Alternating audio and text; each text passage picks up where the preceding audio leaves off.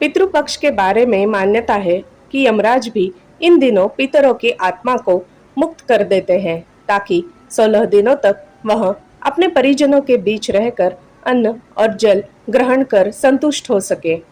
पितृपक्ष को श्राद्ध के नाम से भी जाना जाता है। इस दौरान पितरों का श्राद्ध और तर्पण किया जाता है। पुराणों के अनुसार मृत्यु के बाद पिंडदान करना आत्मा की मोक्ष प्राप्ति का सहज और सरल मार्ग है। पिंडदान देश के कई स्थानों पर किया जाता है, लेकिन बिहार के गया में पिंडदान का एक अलग ही महत्व है। ऐसा माना जाता है कि गया धाम में पिंडदान करने से 108 कुल और 7 पीढ़ियों का उद्धार होता है। गया में किए गए पिंडदान का गुणगान भगवान राम ने भी किया है। कहा जाता है कि इसी जगह पर भगवान राम और माता सीता ने राजा दशरथ का पिंडदान किया था। गरुड़ पुराण के अनुसार यदि इस स्थान पर पिंडदान किया जाए तो पितरों को स्वर्ग मिलता है। स्वयं श्री हरि भगवान विष्णु यहाँ पितृ देवता के रूप में मौजूद है, इसलिए इसे पितृ तीर्थ भी कहा जाता है। गया जी में पिंडदान का विशेष महत्व है। हर साल यहाँ लाखों की संख्या में लोग अपने पूर्वजों का पिंडदान करने आते हैं। मान्यता है कि यहाँ पिंडदान करने से मृत आत्मा को स्वर्ग की प्राप्ति होती है, साथ ही उसकी आत्मा को मोक्ष की प्राप्ति होती है। स्वयं भगवान विष्णु यहाँ पर जल रूप में विराजमान है। गरुड़ पुराण में भी गया के पिंडदान का विशेष महत्व बताया गया है। गरुड़ पुराण के आधार कांड में गया के बारे में उल्लेख किया गया है। इसके अनुसार जब ब्रह्मा जी सृष्टि की रचना कर रहे थे, उस समय असुर कुल में गया नाम के एक असुर की रचना हुई।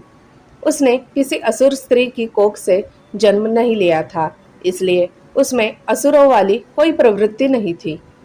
ऐसे में उसने सोचा कि यदि वह कोई बड़ा काम नहीं करेगा तो उसे अपने कुल में सम्मान नहीं मिलेगा।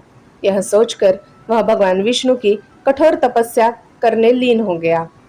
कुछ समय पश्चात गयासुर की कठोर तपस्या से प्रसन्न होकर भगवान विष्णु ने उसे साक्षात दर्शन दिया और उसे वरदान मांगने को कहा। यह सुन गयासुर ने भगवान विष्णु से कहा कि आप मेरे शरीर में साक्षात वास करें ताकि जो मुझे देखे उसके समस्त पाप नष्ट हो जाए, वह जीव पुण्य आत्मा हो जाए तथा उसे स्वर्ग में स्थान मिले। श्री हरि ने उसे यह वर दे दिया। इसके बाद उसे जो भी देखता उसके समस्त कष्टों का निवारण हो जाता और दुख दूर हो जाते। यह देख सारे देवतागण चिंतित हो गए और भगवान विष्णु की शरण में आए। भगवान विष्णु ने देवताओं को आश्वासन दिया कि उसका अंत जरूर होगा। यह सुन सभी देवता अपने अपने धाम लौट गए। तभी कुछ दिन बाद गयासुर भगवान विष्णु की भक्ति में लीन होकर किकट देश में शयन करने लगा। उसी समय वह भगवान विष्णु के गदा से मारा गया, परंतु मरने से पहले उसने भगवान विष्णु से एक वर मांगा कि मेरी इच्छा है कि आप सभी देवी देवताओं के साथ अप्रत्यक्ष रूप से इसी शिला पर विराजमान रहे और यह स्थान मृत्यु के बाद किए जाने वाले धार्मिक अनुष्ठानों के लिए तीर्थ स्थल बन जाए।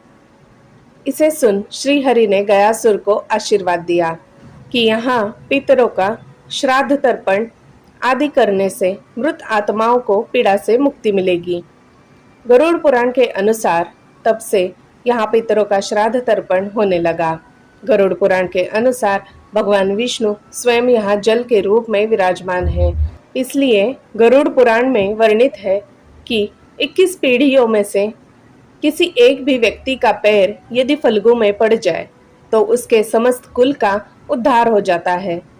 गरुड़ पुराण के अनुसार भगवान राम और माता सीता ने भी यहाँ राजा दशरथ का पिंडदान किया था। गरुड़ पुराण में उल्लेखित एक कथा के अनुसार भगवान राम, माता सीता और लक्ष्मण जी के साथ पिता राजा दशरथ का पिंडदान करने के लिए अयोध्या आए थे। वह पिंडदान की सामग्री एकत्रित करने के लिए चले गए और माता सीता जी फल्गु नदी के किनारे बैठकर उनके आने का इंतजार करने लगी। लेकिन तभी राजा दशरथ की आत्मा ने पिंडदान करने की मांग की। ऐसे में सीता जी ने फल्गु नदी के साथ वट वृक्ष, केतकी के फूल और गाय को साक्षी मानकर बालू का पिंड बनाकर पिंडदान कर दिया था। पिंडदान की शुरुआत कब और किसने की, यह बताना उतना ही कठिन है जितना कि भारतीय धर्म संस्कृति के उद्भव की कोई तिथि निश्चित करना। परंतु स्थानीय पंडों का कहना है कि सर्वप्रथम सतयुग में ब्रह्मा जी ने पिंडदान किया था।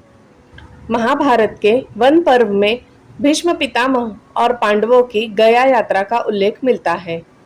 श्री राम ने महाराज दशरथ का पिंडदान यही गया में किया था।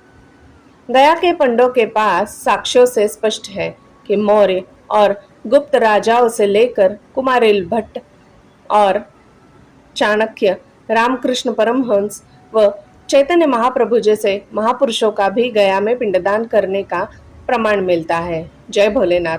दोस्तों, मेरी सुनाई कहानियां अगर आपको अच्छी लगती हो तो मैं आपसे अनुरोध करती हूँ कि कृपया मेरे इस चैनल को एक लाइक, शेयर और सब्सक्राइब जरूर कीजिएगा। धन्यवाद।